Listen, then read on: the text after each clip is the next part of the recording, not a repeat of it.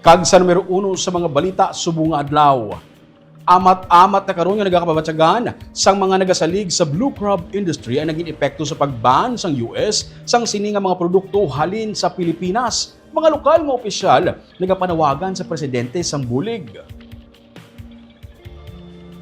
Sunod sa kay board member Hope Marie de Pasukat, naguntat na ang bulk nga pagbakal sang blue crabs gani ang mga manugkasag lokal na ang baligyaanay ang ginasaligan kasunod sang ginpatuman nga ban. 90% sa production sang pungsod nagakadto sa US market. Sa damlag nga privilege speech ni Pasukat sa Sanggunian Pandalawigan, iyagan sila nga may 20 ka mga crab picking station sa probinsya. Ginatos ka mga landing station, linibo ka mga crab fisher, kag crab picker, kag duha ka mga major processing and export plants. Natala na pa sila nga magsapol sa mga stakeholders magluwas sa sitwasyon, talakayon ang mga tika nga ipatuman.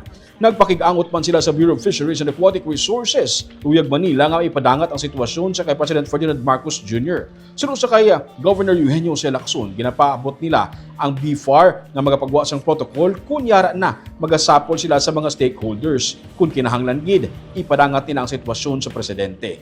Ginpatuman sang Estados Unidos ang ban sa blue swimming crabs bangod sa kapaslawan sa Pilipinas sa pag-comply sa US regulation angot sa Marine Mammal Conservation and Fisheries Monitoring requirements. When we're ready, together with BFAR, we will call on the stakeholders if they think that this protocol that we will be introducing will indeed help their industry. What is unfortunate is the incident that is being cited did not even happen here. It happened in, I understand, Malampaya. Okay, but it represented the Philippines. 2010. So everything that, with that incident, because we're part of the Philippines, we got affected. So of course we will, if we need to ask Malacanang, then maybe we can do that, no? Sakbayin na kita eh. So, ang ato mga manugkasag, on their own na lang nagabaligya.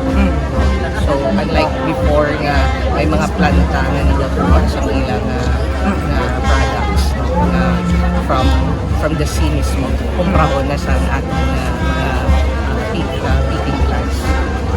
Subong retail, ilang mode of selling. So, subong ang ato na BFAR, kamabilis ang ato na agency under the DA natin.